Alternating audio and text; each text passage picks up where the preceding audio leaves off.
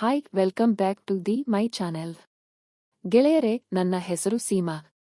ಸದ್ಯಕ್ಕೆ ನಾನು ನಗರದಲ್ಲಿ ಒಬ್ಬಂಟಿಯಾಗಿ ವಾಸಿಸುತ್ತಿದ್ದೇನೆ. ಮದುವೆಯಾಗಿ 9 ವರ್ಷಗಳಾಗಿತ್ತು. 2 ವರ್ಷಗಳ ಹಿಂದಿನವರೆಗೂ ಜೀವನ ಚೆನ್ನಾಗಿತ್ತು. ಆದರೆ ವಿಧಿಯ ಆಟದಿಂದ ಆರೋಗ್ಯವಾಗಿದ್ದ ನನ್ನ ಗಂಡ ದಿಢೀರನೆ ನನ್ನನ್ನು ಬಿಟ್ಟು ಹೋದರು. ನಮ್ಮ ಮದುವೆಗೂ ಮುಂಚೆಯೇ ಅವರ ಅಪ್ಪ ಅಮ್ಮ ಸಹ ಇರಲಿಲ್ಲ. ಈಗ ನನಗೆ ಉಳಿದಿದ್ದು 2 ದಾರಿ, ಒಂದು ತವರು ಮನೆಗೆ ವಾಪಸ್ ಹೋಗುವುದು, ಇನ್ನೊಂದು ಸ್ವತಂತ್ರವಾಗಿ ಬದುಕುವುದು.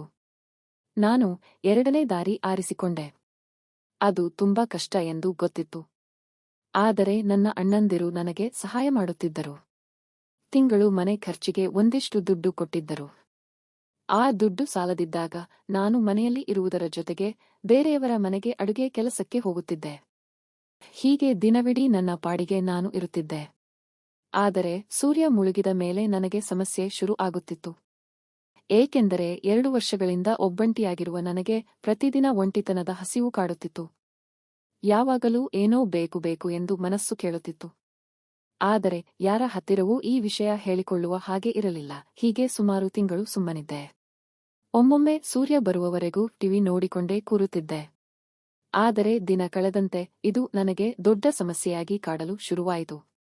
ನನ್ನ ಒಂಟಿತನಕ್ಕೆ ಕೊನೆಯಿಲ್ಲ ಅನ್ನಿಸಲು ಶುರುವಾಯಿತು. ಹೀಗಿರುವಾಗ ಒಂದು ದಿನ ನಾನು ಎಂದಿನಂತೆ ಕೆಲಸ ಮುಗಿಸಿ ಸುಮಾರು ರಾತ್ರಿ 11 ಗಂಟೆಗೆ ಮನೆಗೆ ಬಂದೆ. ನೀರು ಕುಡಿಯೋಣ ಎಂದು ವಾಟರ್ ಫಿಲ್ಟರ್ ಆನ್ ಮಾಡಿದರೆ ಅದು ಸ್ಟಾರ್ಟ್ ಆಗಲಿಲ್ಲ. ಎಷ್ಟೇ ಚೆಕ್ ಮಾಡಿದರೂ ಆಗಲಿಲ್ಲ. ಮರುದಿನ ಪಕ್ಕದ ಮನೆಯವರ ಹತ್ತಿರ ನಂಬರ್ ತಗೊಂಡು ಫಿಲ್ಟರ್ ಸರ್ವಿಸ್ನವರಿಗೆ ಫೋನ್ ಮಾಡಿ ಸಮಸ್ಯೆ ಹೇಳಿದೆ. ಅವರು ಸರಿಯಾಯಿತು, ಇವಾಗ ಬೇರೆ ಕಡೆ ಇದ್ದೀನಿ, ಲೇಟ್ ಆಗುತ್ತೆ ಅಂದರು. ಸರಿ ಎಂದು ಹೇಳಿ ರಿಪೇರಿ ಮಾಡುವವರಿಗಾಗಿ ಕಾಯುತ್ತಾ ಮನೆಯಲ್ಲೇ ಕೂತಿದ್ದೆ. 1-2 ಗಂಟೆ ನಂತರ ಯಾರೋ ಬೆಲ್ ಮಾಡಿದಾಗ ಬಾಗಿಲು ತೆಗೆದೆ. ಅವರನ್ನು ನೋಡಿ ನನಗೆ ಶಾಕ್.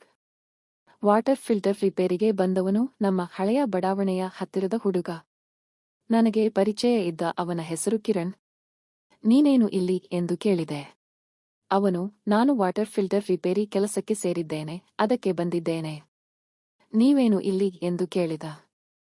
ನಾನು, ಈ ಏರಿಯಾಗೆ ಬಂದು 6 ತಿಂಗಳಾಯಿತು ಅಂದೆ. ಯಾರು ಫಿಲ್ಟರ್ ಸಮಸ್ಯೆ ಇದೆ ಎಂದು ಫೋನ್ ಮಾಡಿದ್ದರು ಅಂದ. ನಾನು ನಗುತ್ತಾ, ನಾನೇ, ಪಕ್ಕದ ಮನೆಯವರು ಆ ನಂಬರ್ ಕೊಟ್ಟಿದ್ದರು ಎಂದು ಹೇಳಿದೆ. ಅವನು ಒಪ್ಪಿ ಸರಿಯೇ ಅಂದ. ಅವನು ಒಳ್ಳೆಯವನು. ಮೊದಲು ನಾವು ಬೇರೆ ಏರಿಯಾದಲ್ಲಿ ಇದ್ದಾಗ ಅವನು ನಮ್ಮ ಪಕ್ಕದ ಮನೆಯಲ್ಲಿದ್ದ ನನ್ನ ಫ್ರೆಂಡ್ನ ತಮ್ಮನಾಗಿದ್ದ. ನಂತರ ನಾವು ಆ ಮನೆ ಖಾಲಿ ಮಾಡಿ ಬೇರೆ ಏರಿಯಾಗೆ ಬಂದಿದ್ದೆವು.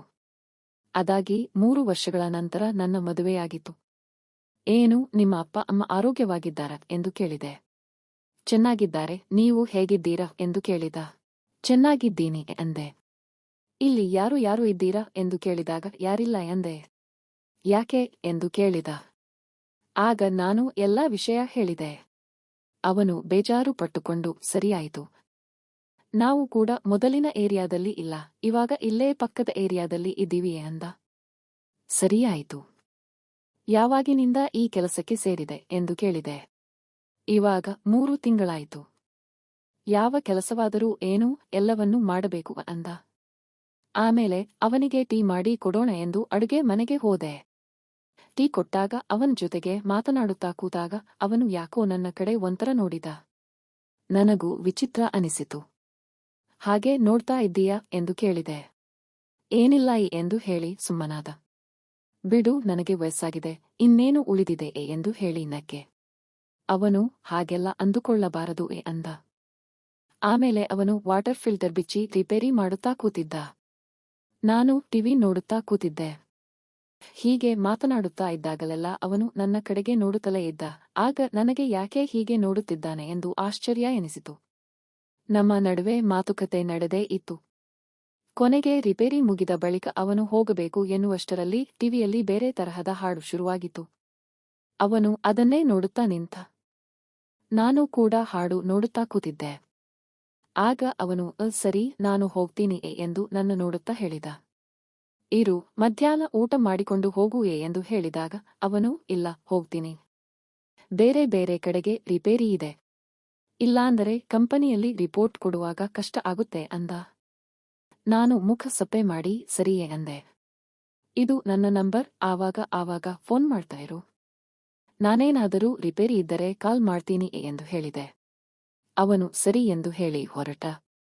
ಅವನು ಹೋದಮೇಲೆ ನಾನು ಟಿವಿ ನೋಡುತ್ತಾ ಕುಳಿತು ಇವನ ಬಗ್ಗೆ ಯೋಚಿಸಲು ಶುರು ಮಾಡಿದೆ. ಅವನು ಕುಳ್ಳನಾಗಿದ್ದರೂ ಚೆನ್ನಾಗಿದ್ದಾನೆ ಎಂದು ಯೋಚಿಸಿದೆ. ಅಷ್ಟೊತ್ತಿಗೆ 6 ತಿಂಗಳಿಂದ ತಡೆದುಕೊಂಡಿದ್ದ ಒಂಟಿತನದ ಹಸಿವು ನನಗೆ ಕಾಟ ಕೊಡಲು ಶುರುವಾಯಿತು. ನನಗೆ ತಡೆಯಲು ಆಗಲಿಲ್ಲ. ನನಗೆ ಇರುವ ಅವಕಾಶಗಳ ಬಗ್ಗೆ ಯೋಚಿಸಿದೆ. ಆಮೇಲೆ ಇವನ ಕಡೆಯಿಂದ ನನ್ನ ಒಂಟಿತನವನ್ನು ತೀರಿಸಿಕೊಳ್ಳಲು ಸಹಾಯ ಪಡೆಯಬೇಕು ಎಂದು ಅನ್ನಿಸಿತು. ಸಮಯದ ಕಡೆ ನೋಡಿದಾಗ ಗಂಟೆ ಅದಾಗಲೇ 3 ಆಗಿತ್ತು. ಇದು ಒಳ್ಳೆಯ ಸಮಯ ಎಂದು ಅನಿಸಿ ಅವನಿಗೆ ಫೋನ್ ಮಾಡಿ ಮತ್ತೆ ವಾಟರ್ ಫಿಲ್ಟರ್ ಸರಿಯಾಗಿ ಆನ್ ಆಗ್ತಾ ಇಲ್ಲ ಎಂದು ಹೇಳಿದೆ. ಅವನು ಆವಾಗಲೇ ರಿಪೇರಿ ಮಾಡಿದಾಗ ಸರಿ ಇತ್ತಲ್ಲ, ಏನಾಯ್ತು ಅಂದ. ನನಗೂ ಅಷ್ಟೇನೂ ಗೊತ್ತಾಗಿಲ್ಲ. 1 ಸಲ ಬಂದು ಪರೀಕ್ಷೆ ಮಾಡುವೆ ಎಂದು ಹೇಳಿದೆ. ಅವನು ಸರಿ 4 ಗಂಟೆಗೆ ಆ ಕಡೆಗೆ ಬಂದಾಗ ಬಂದು ಚೆಕ್ ಮಾಡ್ತೀನಿ ಅಂದ. ನಾನು ಸರಿಯೇ ಎಂದು ಹೇಳಿದೆ. ನನಗೆ ಖುಷಿ, ಏನು ಮಾಡಬೇಕು ಎಂದು ಗೊತ್ತಾಗಲಿಲ್ಲ. ಆಮೇಲೆ ಅವನು ಬಂದ. ಸರಿ, ಎಲ್ಲಿದೆ ಫಿಲ್ಟರ್, ಏನಾಗಿದೆ ಎಂದು ಕೇಳಿದ. ಗೊತ್ತಿಲ್ಲ ಎಂದು ಹೇಳಿ ಒಳಗೆ ಕರೆದು ಬಾಗಿಲು ಲಾಕ್ ಮಾಡಿದೆ. ಅವನು ಅಡುಗೆ ಮನೆಗೆ ಹೋಗಿ ವಾಟರ್ ಫಿಲ್ಟರ್ ಚೆಕ್ ಮಾಡಿದ. ಆದರೆ ನೀರು ಬರ್ತಾ ಇರಲಿಲ್ಲ. ಯಾಕೆ ನೀರು ಬರ್ತಾ ಇಲ್ಲ ಎಂದು ಯೋಚಿಸುತ್ತಿದ್ದಾಗ ನಾನು ಸರಿ, ನೀನು ರಿಪೇರಿ ಮಾಡ್ತಾ ಇರು, ಸ್ವಲ್ಪ ಕೆಲಸ ಇದೆ ಎಂದು ಹೇಳಿ ಒಳಗೆ ಹೋಗಿ ಅವನ ಮುಂದೆ ನಿಂತುಬಿಟ್ಟೆ. ಅವನಿಗೆ ಶಾಕ್ ಆಗಿತ್ತು. ಫಿಲ್ಟರ್ ರಿಪೇರಿ ಮಾಡುತ್ತಿದ್ದವನು ತಟ್ಟನೆ ನಿಂತ. ಯಾಕೆ, ಏನಾಯಿತು ಎಂದಾಗ ಅದು ಎನ್ನುತ್ತಾ ನಿಂತಿದ್ದ. ಯಾಕೆ, ಯಾವತ್ತೂ ನೋಡಿ ಇಲ್ವಾ ಎಂದು ಕೇಳಿದೆ. ಇಲ್ಲ ಎಂದು ಹೇಳಿ ಸುಮ್ಮನೆ ರಿಪೇರಿ ತೊಡಗಿದ. ಆಗ ನಾನು ಸರಿಯೇ ಎಂದು ಹೇಳಿ ಅವನಿಗೆ ನನ್ನ ಜೀವನದ ಕಷ್ಟಗಳ ಬಗ್ಗೆ ಹೇಳಿದೆ.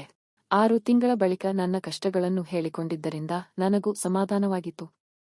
ಆಮೇಲೆ ತುಸು ಹೊತ್ತಿನ ಬಳಿಕ ಇದೇನು ಇಷ್ಟೆಲ್ಲ ಚೆನ್ನಾಗಿ ರಿಪೇರಿ ಮಾಡ್ತೀಯಾ ಎಂದು ಕೇಳಿದೆ. ಅವನು ಮೊದಲು ಯಾವತ್ತೂ ಮಾಡಿಲ್ಲ, ಆದರೆ ಇವತ್ತು ಮಾಡಿದ ರಿಪೇರಿ ಚೆನ್ನಾಗಿಯೇ ನನಗೆ ನೆನಪಿನಲ್ಲಿ ಉಳಿಯುತ್ತೆ ಅಂದ. ನಾನು ನಕ್ಕು ಸುಮ್ಮನಾದೆ. ಆಮೇಲೆ ಇಬ್ಬರೂ ಕಾಫಿ ಕುಡಿದು ಹಾಗೆ ಮಾತನಾಡುತ್ತಾ ಕುಳಿತುಕೊಂಡೆವು.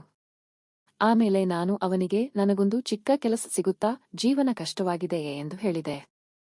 ಆಗ ಅವನು ಇನ್ಮೇಲೆ ನೀವು ಹೊರಗೆ ಕೆಲಸಕ್ಕೆ ಹೋಗಬೇಡಿ, ಇಲ್ಲೇ ಪಕ್ಕದಲ್ಲಿ ಒಂದು ಟೈಲರ್ ಅಂಗಡಿ ಹಾಕಿ, ಅದರಿಂದ ಚೆನ್ನಾಗಿ ಆದಾಯ ಬರುತ್ತೆ, ಇದರಿಂದ ನೀವು ಹೊರಗೆ ಹೋಗುವ ಅಗತ್ಯ ಕೂಡ ಇಲ್ಲ ಅಂದ. ನಾನು ಸರಿಯೇ ಎಂದು ಹೇಳಿದೆ. ಇದಾದ ಬಳಿಕ ಅವನು ಆಗಾಗ ಬಂದು ಫಿಲ್ಟರ್ ರಿಪೇರಿ ಮಾಡುತ್ತಲೇ ಇದ್ದ. ಹೀಗೆ ಒಂದಿಷ್ಟು ದಿನಗಳ ಬಳಿಕ ಅವನಿಗೆ ಮದುವೆ ಆಗಿಬಿಟ್ಟಿತ್ತು. ಅಷ್ಟೊತ್ತಿಗೆ ನಾನು ನನ್ನ ನಂಬರ್ ಬದಲಾಯಿಸಿ ಬೇರೆ ಏರಿಯಾಗೆ ಬಂದುಬಿಟ್ಟಿದ್ದೆ. ಫ್ರೆಂಡ್ಸ್, ಈ ಕತೆ ಇಷ್ಟವಾಗಿದ್ದರೆ ಇದಕ್ಕೊಂದು ಲೈಕ್ ಕೊಟ್ಟು ನಮ್ಮ ಚಾನೆಲ್ ಸಬ್ಸ್ಕ್ರೈಬ್ ಮಾಡಿಕೊಳ್ಳಿ. ಗೆಳೆಯರೇ, ಇಂತಹ ಕಾಲ್ಪನಿಕ ಘಟನೆ ಕತೆಗಳಂತೆ ನಿಜ ಜೀವನದಲ್ಲಿ ಮಾಡಿದಲ್ಲಿ ಜೀವ ಮತ್ತು ಜೀವನಕ್ಕೂ ತೊಂದರೆಯಾಗುತ್ತದೆ. ಹಾಗಾಗಿ ಇಂತಹ ಕಾಲ್ಪನಿಕ ಕತೆಗಳಿಗೆ ಪ್ರಾಮುಖ್ಯತೆ ನೀಡಬಾರದು. ಉತ್ತಮ ಸದ್ಗುಣದ ಜೀವನ ನಡೆಸಬೇಕು. ಜೊತೆಗೆ ನಮ್ಮ ಬದುಕನ್ನು ಹಸನಾಗಿಸುವ ಕತೆಗಳನ್ನು ಓದಿ ಸ್ಫೂರ್ತಿಯನ್ನು ಪಡೆಯಬೇಕು. ಗೆಳೆಯರೇ, ಈ ಕತೆ ಇಷ್ಟವಾಗಿದ್ದರೆ ಲೈಕ್ ಮಾಡಿ, ಚಾನೆಲ್ ಸಬ್ಸ್ಕ್ರೈಬ್ ಮಾಡಿ. ಧನ್ಯವಾದಗಳು.